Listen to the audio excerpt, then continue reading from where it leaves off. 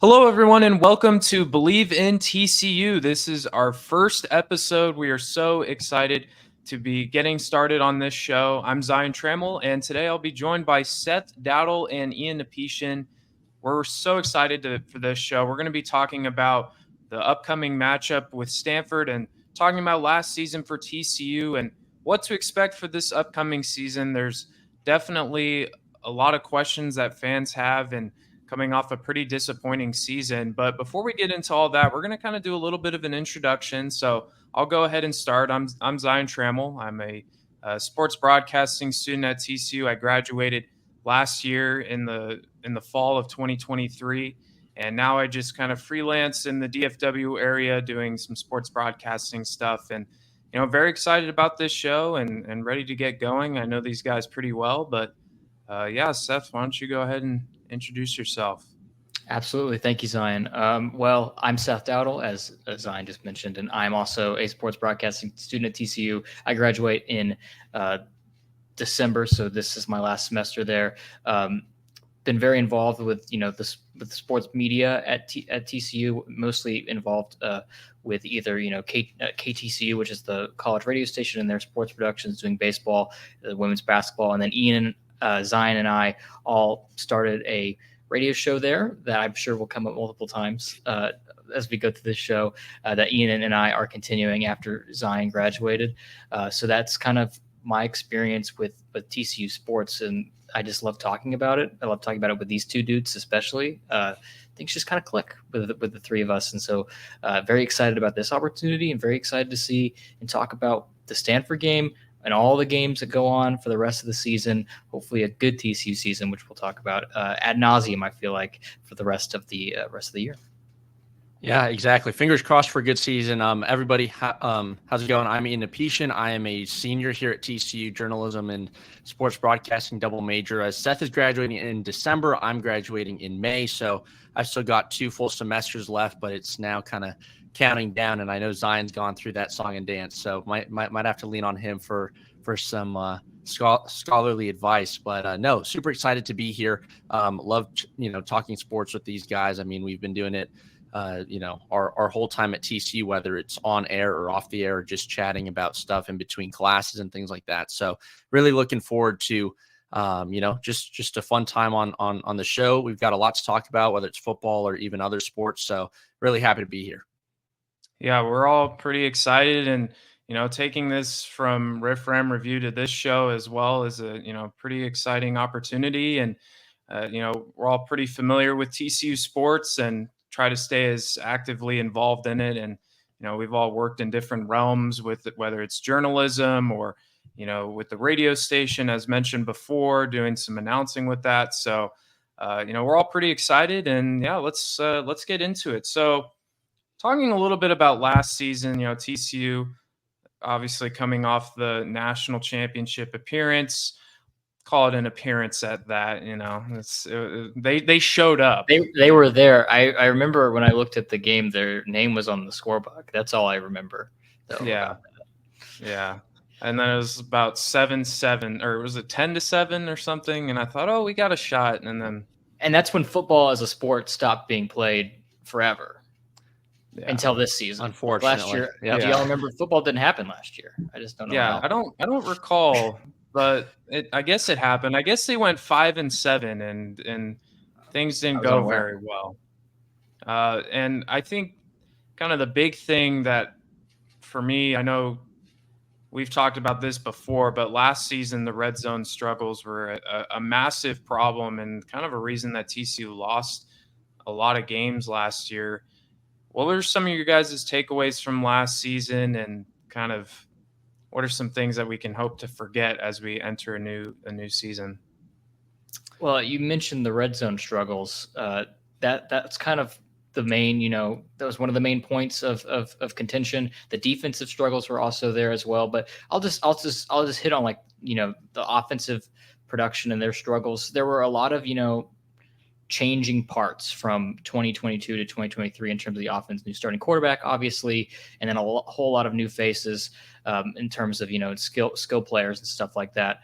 And then also a new offensive coordinator as well. So there was definitely some growing pains there, but definitely, I feel like it was better than a lot of people perceived it to be, just on the mere basis of that, like, they were scoring points, but like whenever they needed to score points, it always kind of felt like they just forgot how to in like clutch situations. The reason I say that is because they were 5-7. We've mentioned this. I was unaware, obviously, because football stopped being played in 2023. But apparently, they were only 9 points away from going 8-4 over the whole course of, like, that's how many one possession losses they had. Is if they just score 9 points over the course of those games, they go 8-4 instead of 5-7. And the discourse surrounding TCU is, yeah, they took a bit of a step back, but hey, it was still a pretty good year last year. You made a bowl game. Who knows how you did in that potential bowl game? But instead, the discourse is, oh my gosh, the world is falling apart.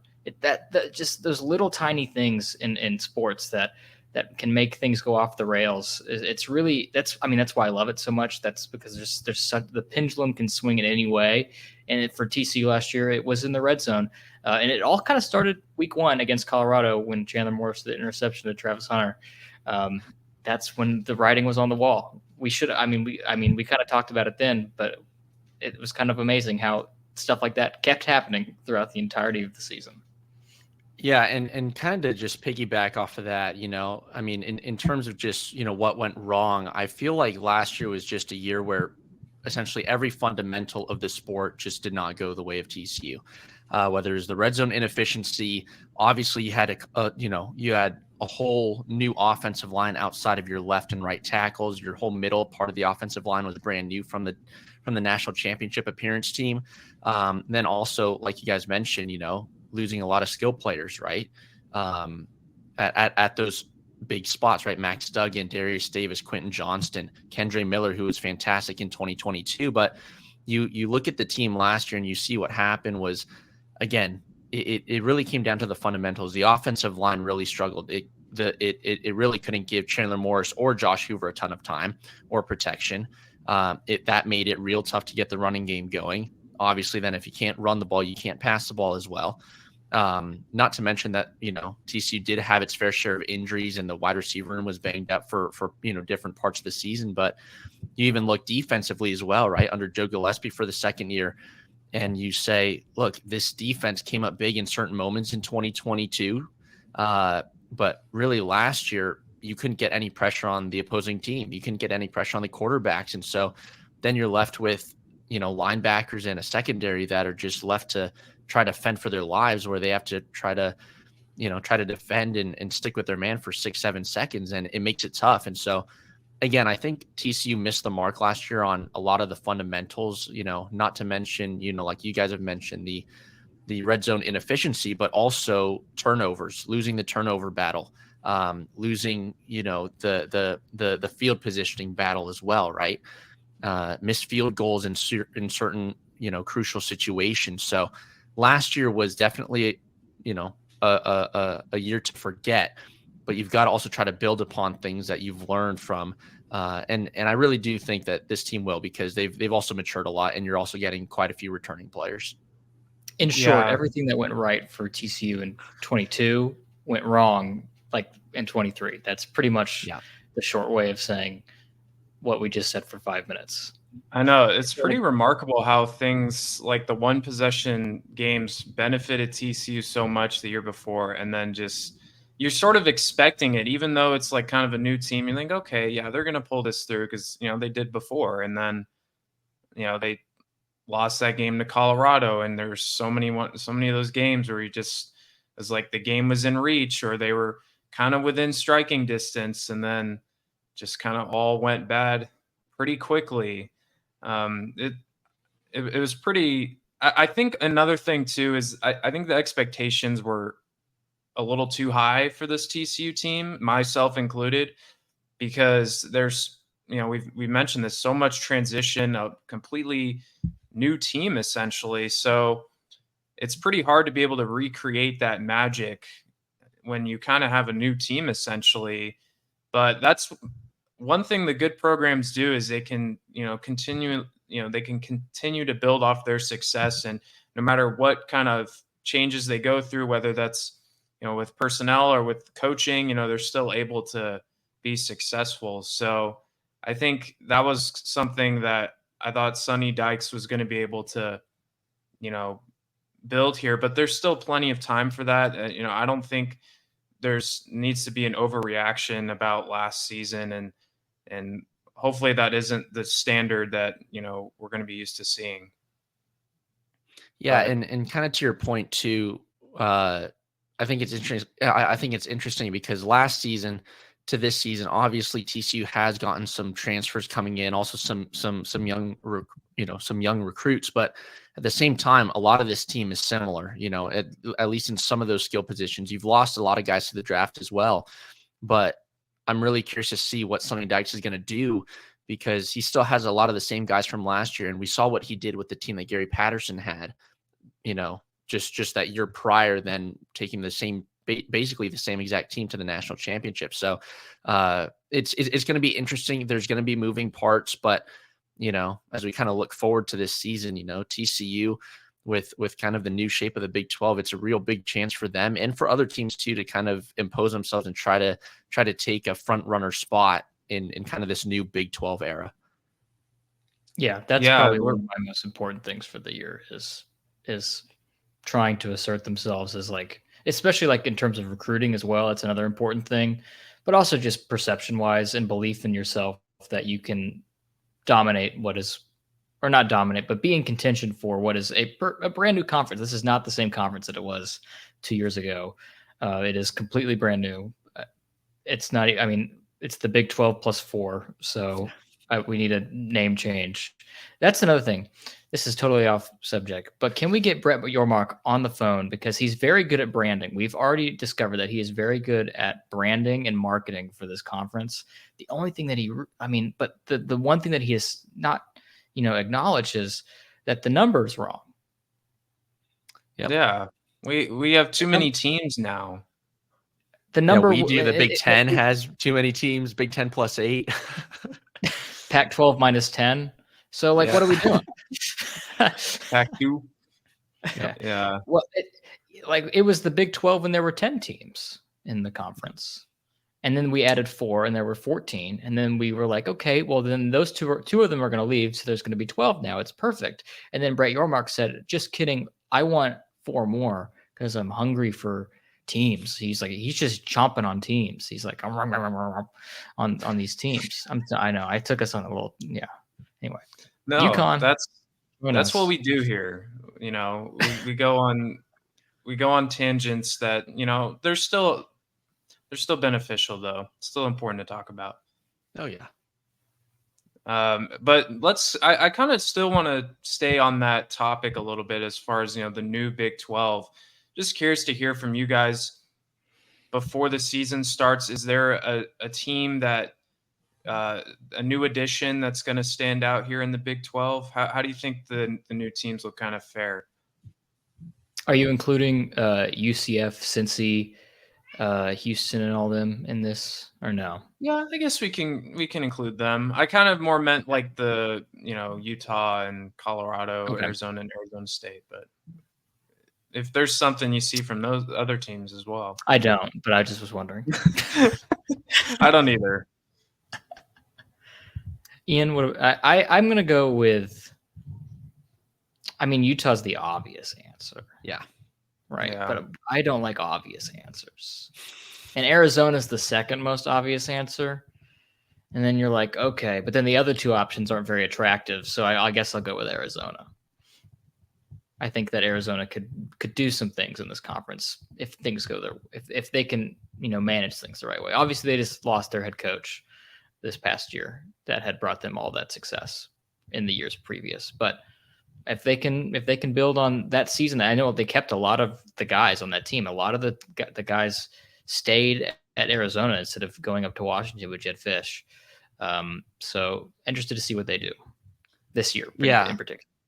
Yeah, Arizona is really interesting. I think they're coming into the season ranked 21st. But I guess if I couldn't pick Arizona, I think the next team that is probably the most interesting is probably UCF in just how they gave teams just a tough time last season, and also coming into this year, not exactly sure what to expect from them. I think they're not going to be some outstanding team, but I think they can give some teams this season, especially being new to the Big 12, I feel like they can give some teams a real tough time and kind of shake up the conference a little bit, just a little bit. And kind of to that point too, I mean, we've talked about it off air and, just in conversation, but I mean, how many times have we said any team in the Big 12 can beat another Big 12 team on any given day?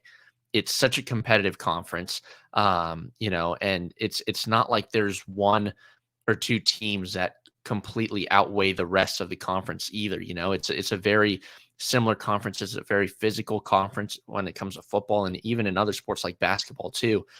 But you don't need to be the best team in this conference to win or even have success. If the schedule's on your side, if you're just a good team that likes to take it to your opponents, who knows what can happen. And I feel like UCF could be primed to do something like that coming into the Big 12. Yeah, I feel like it's just going to be a huge fight in the Big 12 because I feel like everyone's going to be beating up on each other, and that could be interesting as far as playoff seeding and all that goes. That may not help the Big 12 teams, but there could be a situation where a lot of teams are just kind of jammed together because it is pretty wide open at this point. I feel like it's really anyone's for the taking.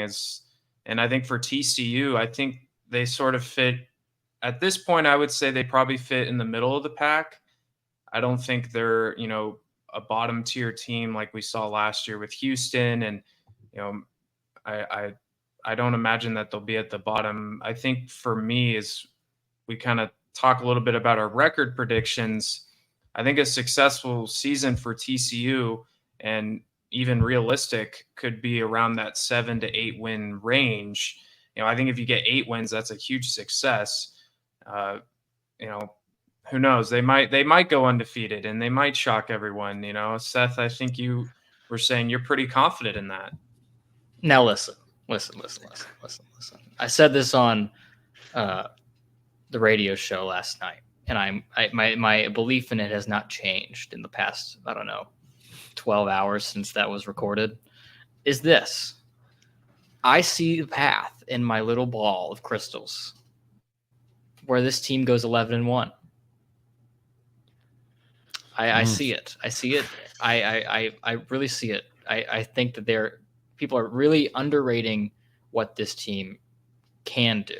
Now, what they will do is a different question. What I think they will do is 9-3, which I still think which you all would agree is a very good season as well. Absolutely. As well as 11-1, especially coming off the one last year. And if they go 9-3, I am so happy with that. 10 times out of 10. So that's my official record prediction, but my expectation is fairly high because when I look at the roster, when I look at how they've recruited the past couple of years, they were second in the Big 12 in recruiting rankings for this freshman class. They have the second best freshman class in terms of 24/7 Sports, the composite team ranking, which is not nothing. They have some talent coming in, young talent, and they also have I think they had a really, really good winter and spring when it comes to the transfer portal. I think that they brought in some key guys, especially wide receivers. And I think Ken Seals is a very formidable backup quarterback if he needs to. I think TCU has a good quarterback room right now as well. And given how the injury situation for the Frogs have been the past couple of years at that position, they need to get kind of lucky for Josh Hoover to not be dinged up at one point during this year. But yeah, all that to say, 9-3 is what I think this team is going to do. If you ask me where the specific losses and where the specific wins, I don't know. I can tell you where I like them to be. I'd like for SMU and Baylor and Long Island. Please beat Long Island. Please. I think things would go really south very quickly if we lost to Long Island. We'll just say that. Probably. The 9-3 prediction might go out the window with the Long Island lost. But yeah, I'm very bullish on what this roster can do, mainly because I feel like I have to be in order for me to be invested in TCU football's future past this year. Because if it goes mediocre again, like if they win 7-5, I'm not very excited about next year. because I'm not excited what Sonny Dykes can bring to a program. Because at that point, we know what he can do with the guys that he's brought in, and it's that. We know what he can do with Gary Patterson's guys, which is a national championship. Maybe we should just bring Gary back, and we get all his guys. Yeah, have him recruit, and then Sonny can coach. Yeah, I'd take that if the results speak of themselves. Anyway, yeah. So that's I see other things that could go to, why I believe that they can go 9-3. One, is that they went through a lot last year, a lot of adversity last year, 5-7. But a lot of the guys coming back that went through that adversity, they're probably better.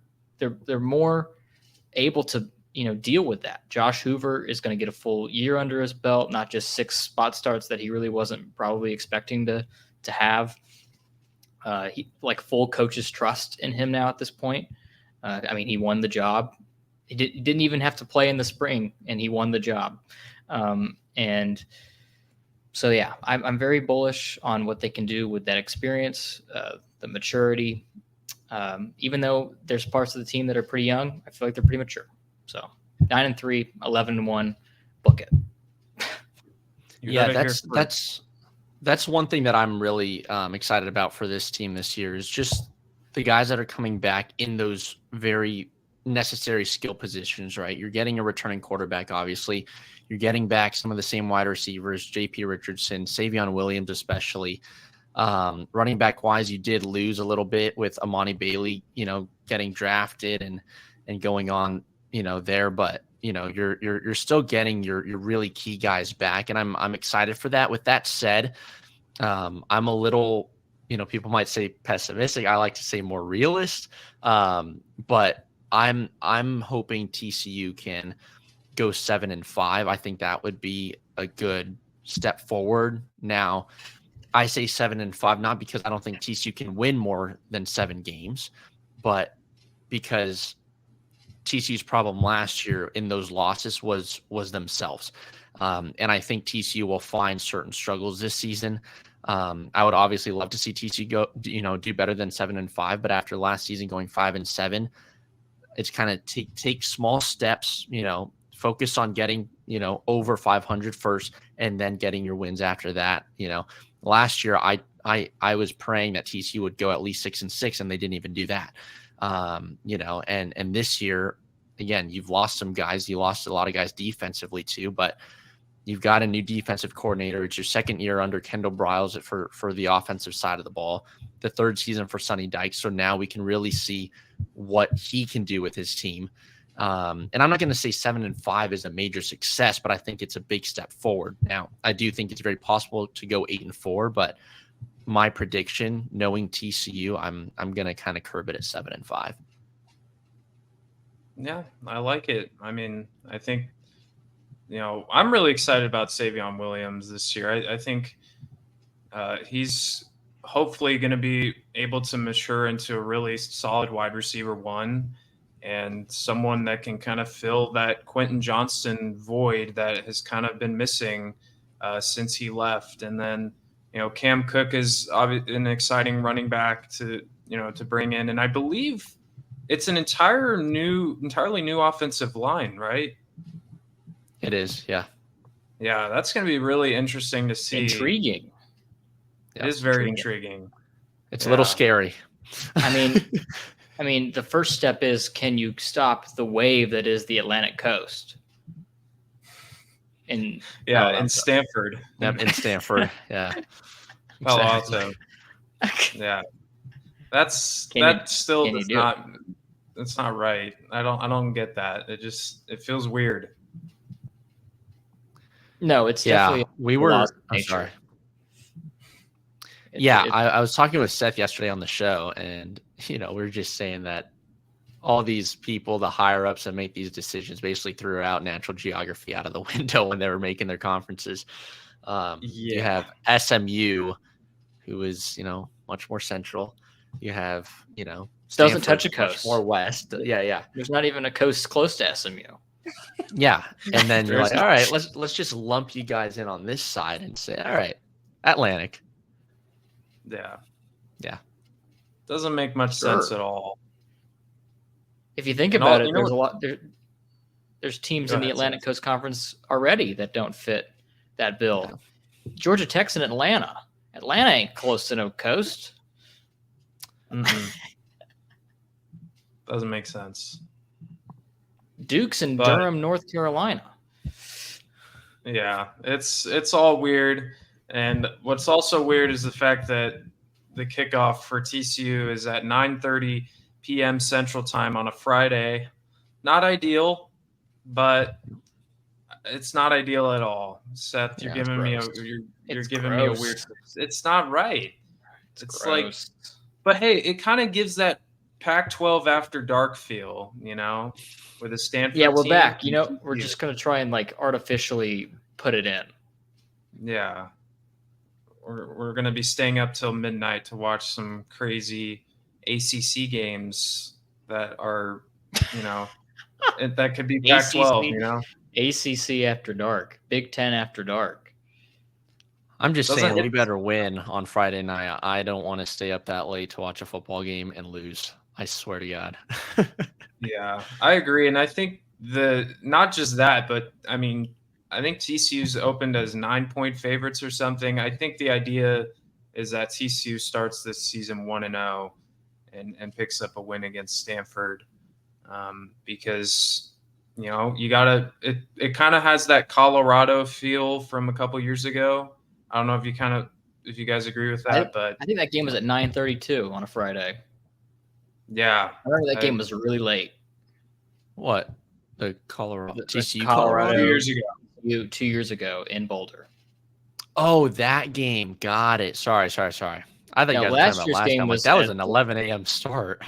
That was an early Yeah. start, man. 11 Super late, a.m., man. 105-degree weather, and people were fainting left and right, not just because we lost, but because it was really hot. Yeah. Yeah, brutal. it does have the same sort of vibes, and that's why my score prediction is the exact same as the Colorado game from 2 years ago, 38-13. There you go. We're just gonna do everything that we did in 22. That's just how the pendulum swings. Pendulum in 22, very good.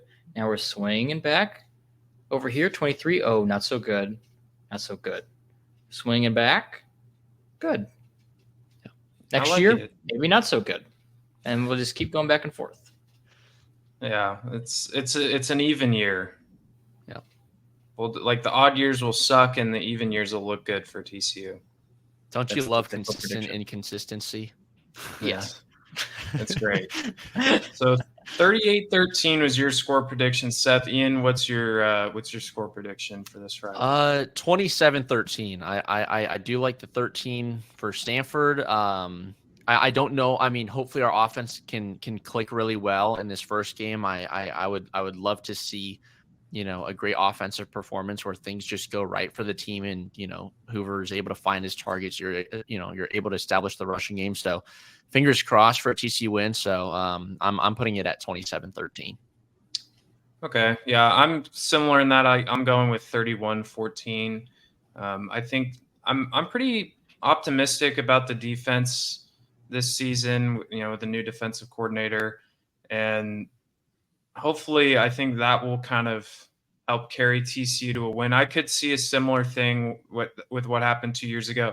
Kind of a struggle a little bit in the first half offensively, trying to get into a rhythm. Stanford will probably be in a similar situation, and then hopefully in the second half they can make enough adjustments to get a win. But certainly I think things are looking good for TCU to hopefully get a win and get off on the right foot, because I think it's a really important season. It's a bounce back year hopefully for TCU, and a chance for Sonny Dykes to really prove to Fort Worth that he is the guy, and that we need to believe in him and believe in this team, and believe in Josh Hoover to carry us to the promised land, carry us to another national championship. Carry us, please. I got a question for y'all about this, about Stanford in general. Y'all are Northern California boys. Yep. Live somewhat close to the university, not super, but somewhat. What do you think the percentage of butts in seats will be at Stanford Cardinal Stadium on Friday night? Not the percentage attendance that they tell us, but like how many seats do you think have have a button them at that game, because I think it's going to be like 37%. Like Yeah, Yeah. Percentage wise, I mean, for Stanford's sake, I hope it's 50% at the very least. But I'm not quite sure, to be honest. I do think there will be a lot of TCU fans though in Stanford. I do too. I do think there is, and obviously being from there, you'll be surprised at how many people actually know TCU or have friends or family members that have lived in Texas or are in the DFW area. So I do think the TCU fans are going to travel really well to Stanford.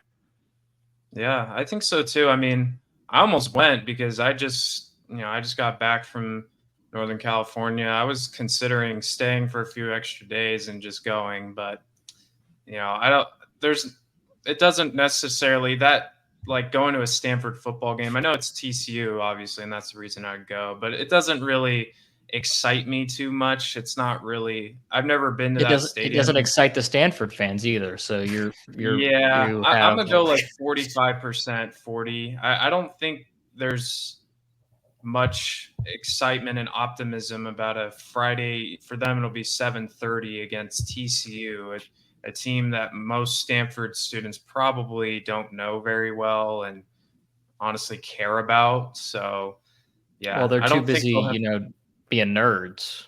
Oop. That's crazy.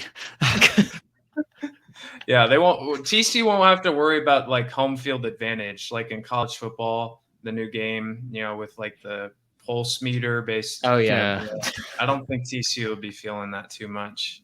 Some of those pulse meter memes that have been coming out are just so funny. Oh my gosh. It's pretty hilarious. Me in the Whataburger line. Yeah. When it's my turn. Yeah. It's did I tell you guys in my college football dynasty I started with TCU and we lost to Long Island? Wow.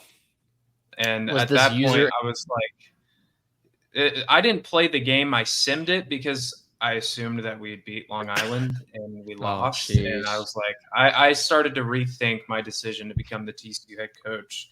I was like, I don't think I am glad Sonny Dykes is there. Yeah. I'm putting this program in the wrong direction. Yeah, I whatever Sonny's fault may be, he's not Zion on the controls. Yeah. It was me on the sidelines. So, I got some booze. I got some food thrown at me as we were walking off the field. It was a really, it was a tough one. Just calling quick slants over and over again, and they figured it out. The Long Island defense, credit to them. They knew what was coming. They figured out my quick slants, 4 verticals, and 4 verticals. Yeah. Zion's probably out there calling 4 verticals on a 3rd and 1. An inside zone. Yeah. Like, well, this seems a little repetitive. I think we got an idea about this.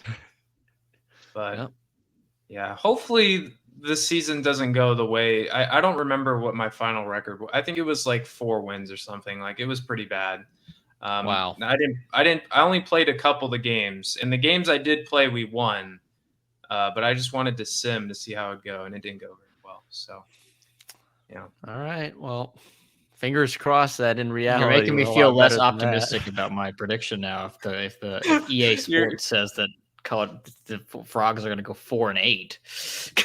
Yeah, they were not very. And in that season, like I think it was like Baylor was like a top 25 team. Arizona State and Colorado were ranked. Like never mind. This is unrealistic. This is not happening. Never mind. Yeah, it was a weird year. We had like Virginia Tech in the top 4. I mean, it was I don't know what was happening.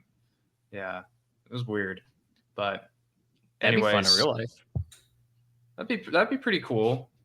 I'm rude for that. But anyways, enough college football talk. I think that'll wrap things up here for this episode. It's again we're very excited about this show, and as you can see, we can have a lot of fun on this thing, and just talking about TCU sports, and we're very excited for this football season, and then just to kind of preview what else is to come. We'll talk about basketball when that comes around. We'll talk about TCU baseball and just try to venture into other TCU sports as well. But, football is the main headline right now, and we'll be bringing lots of coverage on that and post game analysis and stuff like that. But yeah, that'll wrap things up for this episode. For Ian Apetian and Seth Dowdle, I'm Zion Trammell. Thanks for tuning in to Believe in TCU, and we will see you guys next time.